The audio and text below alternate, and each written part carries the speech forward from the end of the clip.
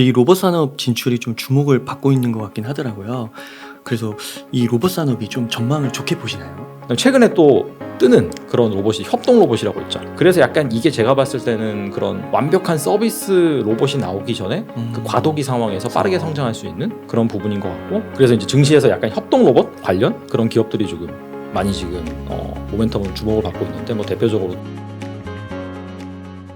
협동 로봇 전문 기업이고, 요즘에 달란트 투자님 채널에서도 로봇 산업 좀 많이 소개해 주셨죠. 네. 이 로봇 산업 진출이 좀 주목을 받고 있는 것 같긴 하더라고요. 그래서 이 로봇 산업이 좀 전망을 좋게 보시나요? 로봇 산업 전망은 정말 좋죠. 산업 전망은 정말 좋은 거고, 어떻게 보면 2차 전지 다음에 이제 부각받을 만한 그런 게 이제 로봇 산업이라고 볼 수가 있는데, 로봇 시장도 여러 개가 있어요, 사실. 뭐 가장 지금 대중화된 시장은 산업용 로봇 시장. 제가 이제 자동차에 관심이 많다 보니까 가끔 가다가 막 그런 유명한 그런 자동차 브랜드에서 자동차 만드는 영상 이런 게 뜨거든요. 보면은 다 로봇가요, 거의 대부분이. 조립을. 그렇죠. 기본적인 조립 같은 경우에 그게 이제 로봇이죠, 사실. 뭐 스마트 팩토리라고 하는 거고, 그게 산업용 로봇이라고 하는 거고. 근데 어느 정도 한계가 있는 거예요. 그러니까 로봇이 뭔가 그런, 어떻게 본다면은 복잡하다고 볼 수 있지만은 뭐 단순 조림, 밥복 같은 그런 작업들은 이미 지금 현재 기술로 공장에서 돌아가고 있는 부분이긴 한데, 정말 좀 생각이 필요하고 뭔가 응용 과정이 필요한 그런 같은 경우에는 아직까지는 넘사벽인 거죠. 근데 이제 그런 것들이 어떻게 본다면은 그 자율주행 자동차에 들어가는 칩, 테슬라가 만든 그런 칩 같은 경우에는 이게 사실 인간의 두뇌와 같은 역할을 하는 건데, 이런 것들이 이제 자동차에서 어느 정도 검증이 됐다라고 한다면은 로봇에도 들어갈 수 있는 거거든요. 아, 그대로. 그렇죠. 그러니까 휴머노이드 로봇 요번에 출시한 이유가 이미 이제 테슬라 같은 경우에는 FSD를 통해서 충분히 그런 데이터를 학습을 했고 인공지능을 많이 발전시켰기 때문에 휴머노이드 로봇에 심을 거다. 연장선이거든요. 그러니까 활용이 된다라고 보시면 되는 것 같아요. 그 테슬라는 로봇주도 되는 거네요. 그렇죠. 테슬라는 사실 뭐 자동차 주식이라 보긴 애매해요. 와, 원래 자동차 사업을 한 것 자체가 여기가 원래 이제 에너지, 뭐 신재생 에너지, 재생 에너지 이런 쪽으로 사실상 사업 모델을 가져갔는데 활용할 수 있는 게 무엇일까라고 하다가 전기차를 만드는 그런 쪽으로 가는 거고. 근데 결국에는 테슬라의 궁극적인 목표는 화성에 가는 거잖아요, 사실. 그러니까 좀 그런 화성에 또 로봇이 필요할 거고. 그쵸. 조사하려면. 그쵸. 그런 관점에서 이제 필요한 거고. 그러니까 그런 관점에서 이제 보시면 되는 거고. 그래서 이제 그런 신호탄을 어떻게 본다면 테슬라가 쏠 수도 있는 거고, 그렇게 된다면 약간 좀 로봇 밸류체인 같은 경우에도 확산이 될 수도 있는 거고. 근데 이 부분은 제가 방금 말씀드린 건 서비스 로봇 관점인 것 같고, 최근에 또 뜨는 그런 로봇이 협동 로봇이라고 있죠. 그 로봇 커피 가서 커피 한번 드셔보셨어요? 맞아요. 저도 한번 사 먹어봤거든요. 신기하더라고요. 맛은 잘 모르겠는데 그건 이제 원두 탓이겠죠, 아무래도. 네.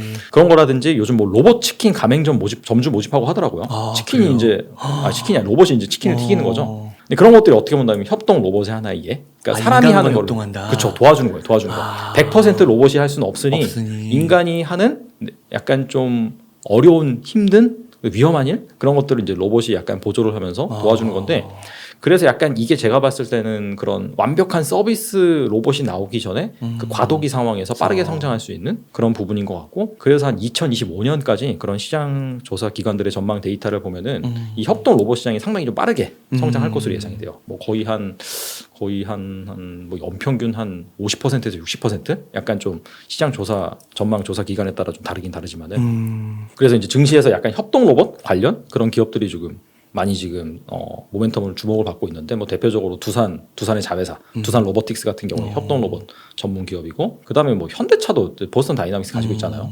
현대중공업 지주에서 사명을 변경을 했는데 거기도 현대 로보틱스라는 그런 자회사를 가지고 있고, 그래서 뭐 그런 기업들, 그다음에 또 밑에 단의 또 중소형주 같은 경우에는 뭐 레인보우 로보틱스라든지, 그다음에 진짜 뭐 PR 100 넘더라고요. 근데 그런 건 PR 보면 안 돼요, 사실. 안 돼요? 네. 왜냐면 2차 전지의 한 2016년, 2018년 모습이라고 보시는 게 맞으니까 PR로 가는 주식이 아니거든요. 꿈을 가지고 가진 주식이거든요.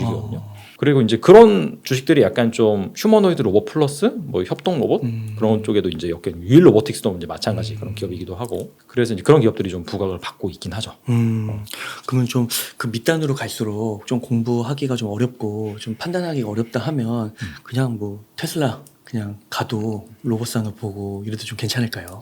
뭐 그냥 로봇 하나만 본다는 게 아니라 정말 그냥 화성에 간다라고 보시면 이게 뭐가 게 맞는 것 같고, 근데 대신에 이제 좀 주의할 점 하나 말씀을 드리면, 확실히 이 로봇 시장이 오는 산업이고 숫자도 점차 찍히긴 찍힐 텐데, 앞서 말씀드린 것처럼 제가 이제 2차 전지 뭐 2016년도 2018년도라고 말씀드린 건 뭐냐면, 그때 한번 확 부각해 됐다가 다시 한번 내려오긴 해요. 그 이유가 뭐냐면은 구체적인 숫자가 아직 안 찍히기 때문에. 그러니까 2차 전지가 정말 계속해서 쭉 간 거는 2019년 2020년 그때부터거든요.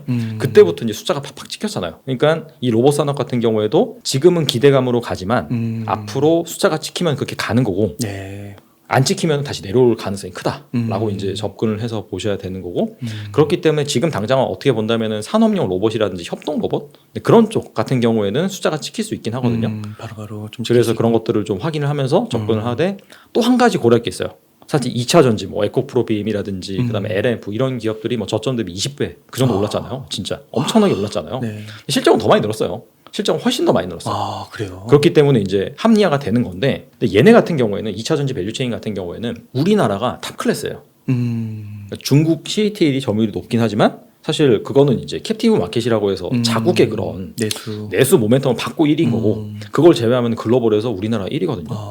그렇기 때문에 에코프로 BM이나 LNF 같은 경우에 수혜를 받아가지고 엄청나게 성장을 한 거죠. 근데 로봇 같은 경우 우리나라 1위일까요? 아, 아닐 것 같아요. 그죠? 그거 생각해야 돼요. 로봇 산업 같은 경우에는 일본 쪽이죠. 네, 일본 쪽이 하고 미국에서도 잘하는 쪽이 있고. 그러니까 이게 뭔가 전체 산업이 막 성장을 할 때는 이 로봇에 로점만 붙여도 막 가는 거예요, 사실. 근데 실질적으로 2차 전지가 지금 막 20배, 30배 오른 것처럼 오른다고 생각하는 거는 약간 좀 위험할 수 있다. 왜냐면은 그 전체 글로벌 로봇 시장에서 그렇구나. 우리나라가 뭔가 1위를 한다? 탑 클래스에 차지한다? 그런 건 좀 생각을 해봐야 되기 때문에 좀 잘 골라야겠죠, 그 중에서. 그 자율주행도 좀 비슷하지 않나요? 자율주행도 약간 그 뭔가 이렇게 소프트웨어 쪽 그런 쪽은 좀 다른 나라가 특히 미국이 좀 하는 것 같고 우리나라 자율주행에서는 특히 뭐 이렇게 뭐 글로벌 1등까지 노리기에는 이 로봇과 비슷한 경우일 것 같은데 좀 어떠세요? 자율주행은 이제 크게 인지 판단, 그 다음에 이제 실행이잖아요. 인지 판단이 방금 말씀하신 그 영역이에요. 그러니까 뭐 AI, 뭐 인공지능 반도체, 그 다음에 그 인식하는 센서, 네. 라이다, 카메라, 레이더 이런 것들은 우리나라보다는 해외 기업이 훨씬 잘 만들죠. 우리나라 기업들이 그 자율주행 쪽에서 뭔가 퍼포먼스를 낼 수 있는 분야 같은 경우에는 그 판단하고 실행할 때 그 하드웨어적인 부분 하드웨어 그런 거라고 보시면 될 것 같아요. 네. 그래서 뭐 그 중에서 들어가는 그러니까 이거는 뭐 약간 좀 거의 기초 소재 단위이긴 한데 뭐 MLCC라든지 우리나라가 잘 만드는 영역이 있거든요. 그런 부분에 있어서 그리고 센서 중에서는 그나마 좀 카메라 뭐 라이다 같은 경우에는 우리나라가 좀 해외 기업에서는 안 되지만은 카메라 모듈 같은 경우에는 또 잘 만드는 그런 네. 부분이 있으니까 그러니까 선택적으로 좀 봐야죠. 그러니까 글로벌 시장까지도 좀 염두에 둬서 거기서 이제 수익권을 다툴 수 있는 그런 기업을 좀 보고 산업을 보고 투자를 하면 좋겠네요. 그 테슬라 얘기하셔가지고 테슬라가 지금 보니까 애플하고 시가총액이 3배까지는 안 나고 한 2배에서 3배 요 사이 왔다 갔다 하는 것 같더라고요. 앞으로 테슬라가 애플을 넘을 수도 있다 이런 얘기들도 나오더라고요. 거기에 대해서 좀 어떤 생각이 있으실까요? 가봐야죠 알죠 뭐. 로봇이나 아까 말씀하신 네. 것처럼 단순히 자동차로만 볼 수 없다. 그러면 진짜 애플을 이길 수도 있는 거 아니에요? 근데 이길 수 있을지 없을지는 솔직히 뭐 그걸 확신할 수는 없지만은 이렇게는 생각해 볼 수 있을 것 같아요. 그럼 테슬라 빼고 나머지 주식 중에서 테슬라보다 애플을 넘어설 수 있는 기업은 있을까 했을 때는 그건 또 모르겠어요. 그 후보 중에서는 테슬라가 당연히 탑인 것 같긴 해요. 탑인 거. 왜냐면 꿈을 너무나 이제 크게 그리고 그런 것들을 하나하나 실천해 가니까. 근데 그런 부분에 있어서는 확실히 좀 그나마 테슬라 하나만 놓고 넘을 수 있을까 없을까라고 물어본다면은 당연히 대답할 수 없지만 넘을 수 있는 그 수많은 기업 중에서 하나를 꼽자라고 한다면 테슬라가 될 수밖에 없는 거죠. 그러면은 약간 애플은 뭔가 그 성숙기에 물론 앞으로 미래도 좀 창창하지만 그래도 크잖아요. 근데 테슬라는 아직도 약간 뭔가 그 성장성이 좀 남아있는 그런 성장주 느낌도 좀 나면서도 시가총액도 크잖아요. 네. 이런 경우일 때는 달투님 같은 경우는 어떤 쪽을 더 선호하세요? 주식 투자할 때? 그건 이제 개인의 성향이긴 한데 저는 사실 그런 반반 사요. 반반 사세요?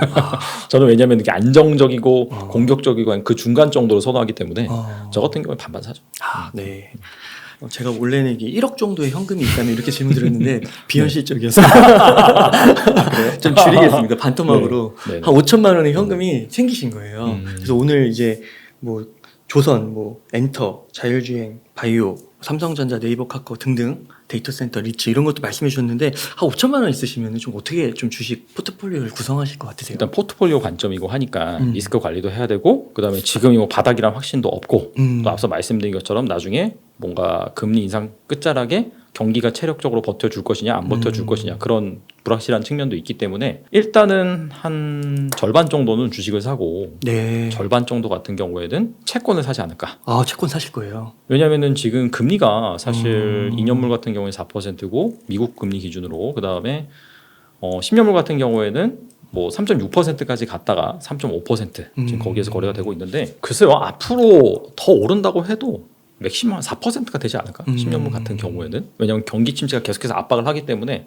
즉 시장 금리가 더 이상 이제 오르기 힘들다 그런 의미고 그렇다면은 채권 가격은 이제 금리 빠지면 오히려 올라가는 그런 측면이 있거든요. 그래서 제가 봤을 때는 현금을 그냥 들고 있는 것보다는 그런 채권을 좀 들고 있으면서 만약에 이제 그러니까 선행적으로 금리 인하가 나왔다. 즉 뭔가 금리 인상 끝자락에 경제 체력이 버텨주는데 물가도 어느 정도 잡혔고 그러면은 경기가 망가지기 전에 좀 내리겠다 그런 뉘앙스가 나온다라고 한다면 주식이 그때부터 갈 거거든요. 그렇다면은 그때 리밸런싱을 그렇죠. 그때 이제 리밸런싱을 할 수도 있는 거고 만약에 안 좋은 시나리오로 갔다. 후행적인 금리나 경기가 이미 망가진 다음에 금리가 아니면 시장 금리 당연히 빠지거든요. 그럼 이제 주식은 당분간 안 좋을 거예요. 근데 그 상황에서 지금 미국 채권을 만약에 산다라고 한다면은 금리가 빠짐으로 인해서 그다음에 자본 차익이 나고 그다음에 상황이 또 그렇게 안 좋으면은 환율은 더 오를 수 있거든요. 그런 상황에서 그렇다면은 환차익도 나는 거죠. 그래서 그런 상황에 있을 때 뭐 아까 말씀드린 그 중에서 자기가 이제 뭐 투자 아이디어에 동의가 되고 괜찮다라고 하는 주식들 그런 것들을 이제 채권 비중을 줄이면서 받으면서 살 수가 있으니까 좀 그런 식으로 해보면 좋지 않을까 생각을 합니다. 그러니까 요즘에 그 증권사나 이런 데서 채권 많이 팔더라고. 많이 팔긴 파는데 근데 그것도 약간 좀 애매하긴 해요. 왜냐면은 이제 직접 채권을 매입하는 거 같은 경우에는 담화가 되게 커요. 거의 뭐 인기가 많은 그런 채권 같은 경우에는 뭐 매덕 정도 그 정도 있어야지 채권을 살 수 있어가지고 사실 개인 투자가 현실적으로 접근하기에는 그 MTS나 그런 데서 보면은 약간 P2P 개인 간 거래를 하게 해놨는데 살 수가 없어요 사실. 살 수가 없고 거래량이 없어가지고 호가격도 상당히 많이 벌어져 있고 그래서 그냥 현물 ETF나 그런 걸로 투자하는 수밖에 없죠. 선물로 사면 안 되거든요. 선물은 롤오버가 있어가지고 나중에 가면 갈수록 이제 비용이 발생을 하니까 그럼 배보다 배꼽이 더 클 수가 있어가지고 옵션이 걸려 있는 거죠. 그러니까 이제 그 아무래도 선물이다 보니까 월물을 교체를 해야 되잖아요. 교체할 때 당연히 이제 예전 거를 팔고 새로운 월물로 갈아타야 되니까 그때 이제 비용이 발생을 해요. 그러니까 장기적으로 봤을 때는 그 수익률을 못 따라가는 거예요. 그래서 이제 그런 측면이 있으니까 현물 ETF 그런 것들로 통해서 투자를 하는 게 낫지 않을까. 뭐 미국 국고채, 뭐 한국 국고채 이런 거. 그렇죠. 그런 것들 아마 검색을 해보시면 다 나올 거예요. 그럼 주식 50%는 좀 어떻게? 주식 50% 같은 경우 아까 말씀드린 것처럼 뭐 후보군이 뭐 조선주도 있었고 그다음에 엔터 관련 주식들도 있었고 그다음에 한 가지 갑자기 생각이 나요. 자율주행 하고 바이오. 바이오 맞아. 바이오가 있었잖아요. 그래서 그런 주식들 그런 것들이 이제 약간 중장기적으로 관점에서 모아가는 그런 측면이 있으니까 그런 것도 괜찮고 그 다음에 반도체도 괜찮아요. 반도체 주식들 같은 경우에도 뭐 삼성전자도 괜찮고 어차피 그 제가 아까 말씀드린 그 시장 조사 기간의 전망 내년에 0% 성장을 한다. 근데 0%가 바닥이다. 그리고 그 내후년부터는 기저효과로 좋아진다라고 한다면 또 내년부터 또 반등이 나올 수 있는 거거든요. 그래서 그런 관점에서 또 그런 주식들을 좀 모아가는 것도 괜찮을 것 같고 어차피 그 다 해당 섹터들이 상관성이 좀 낮긴 하거든요. 전반적으로. 그러네요. 조선주 같은 경우에 사실 약간 인버스 역할을 하고 시장이 오히려 빠졌을 때 약간 좀 반등하는 그런 경향이 있어가지고 뭐 전반적으로 포트폴리오의 안정성, 그 변동성을 좀 줄여나가면서 좀 멘탈 관리하는 데도 좀 도움이 되지 않을까 생각을 합니다. 진짜 딱 5개라 10%씩 해도 되고 개인의 좀 취향이나 선호를 고려해서 조금 더 어느 비중을 높여도 되고 그렇게 하면 되겠네요. 네. 예. 달투님 감사합니다. 달투님 그러면은 그 시청자분들께 혹시 끝으로 하시고 싶으신 말씀, 강조하고 싶으신 말씀 있다면 부탁드릴게요. 네, 요즘 뭐 댓글 분위기가 별로 안 좋습니다. 저도 이제 유튜브 채널 운영하긴 하지만 너무 잘 되시잖아요. 네? 그러니까 이게 이런 위기 때 더 이렇게 찐이 가려진다고 하잖아요. 찐이 아니신가. 아니 뭐 그렇게 봐주시면 감사하긴 한데 뭐 솔직히 뭐 그렇게 딱 말씀을 드리면은 뭐 컨텐츠를 너무 자주 본다라고 해서 뭐 수익률이 팍팍 올라가고 그런 건 아니긴 하거든요. 아니긴 하는데 뭐 그 말씀하셨으니까 좀 제가 이제 그 유튜브 컨텐츠를 보는 방법에 대해서 좀 말씀을 드리면은 간혹가다가 이제 뭐 악플 중에서 그런 게 있어요. 아니 뭐 어제는 뭐 오른다는 사람이 나와서 얘기를 하더니 오늘은 또 떨어진다는 사람이 나와서 얘기를 한다면서 뭐 어쩌라는 거냐 이제 그런 식으로 말씀하는 분이 괜히거든요. 그러니까 중요한 건 뭐냐면은 누구 말이 맞을지 모른다는 거예요. 사실 핵심은 다 들어봐야지. 그래서 오른다는 사람 말만 계속 들으면은 정말 오를 것 같고 내린다는 사람 말만 계속 들으면은 내릴 것 같고 그 부분이거든요. 그래서 사실상 여러분들이 다양한 정보를 얻고 그 중에서 내가 참고를 해서 투자 판단을 하는 거란 말이죠. 그래서 이제 그런 차원에서 좀 활용을 하셨으면 좋겠다라는 부분을 일단 첫 번째로 말씀을 드리고 두 번째 댓글장을 좀 많이 보세요. 요즘 뭐 시장 분위기 안 좋기 때문에 댓글이 험악하긴 하거든요. 맞아요, 험악해요. 근데 아까 말씀을 잘해주신 것 같아요. 예전에는 삼성전자 맞아요. 뭔가 얘기가 올라가면 그래도 우리나라 기업이고 1등 기업이고 좋은 얘기가 달렸는데 요즘에는 안 좋은 얘기가 3분의 2다. 오늘도 추매했습니다. 이런 거 달렸거든요. 그렇구나. 근데 지금은 안 달려요. 근데 이제 이거는 이게 뭐 그래서 저점이다 그런 건 아니지만은 역사적으로 봤을 때 긴 호흡으로 봤을 때 확실히 뭔가 시장에서 외면되고 소외되고 그런 곳에서 투자 기회가 발생을 합니다. 단 조건이 있겠죠. 그 산업이 망하지 않아야 되고 그 기업이 망하지 않아야겠죠. 근데 뭐 제가 봤을 때 반도체 같은 경우에는 뭐 네. 망할 가능성이 우리나라 있을까요? 대표니까. 네, 뭐 산업 자체도 워낙 괜찮고 하니까 그래서 그렇게 좀 활용을 하셨으면 어떨까? 그러니까 막 대중의 그런 분위기에 너무 휩쓸려 가다 보면은 사실 이러한 위험한 상황에서 내 소중한 돈을 잃을 수 있기 때문에 네. 유튜브 콘텐츠를 어떻게 활용하는지 그다음에 거기 나와 있는 댓글들을 또 내가 보고 어떤 판단을 내려야 될지 그 부분을 한번 좀 잘 생각을 해보시고 그런 차원에서 뭔가 어떤 사람이 나와서 어떤 아이디어를 제시할 때 이게 100% 맞구나 그렇게 생각하지 마시고 여러 개를 한번 비교를 해보신 다음에 좀 현명한 투자 판단 내리면 어떨까 생각을 합니다. 네. 예, 감사합니다. 이렇게 해서 유튜브 채널 달란트 투자의 이레아 컨텐츠 책임자님을 모시고 이야기를 나눠봤습니다. 긴 시간 동안 유익한 인사이트 많이 나눠주셔서 감사의 말씀드립니다. 오늘 고생 많으셨습니다. 네, 수고하셨습니다.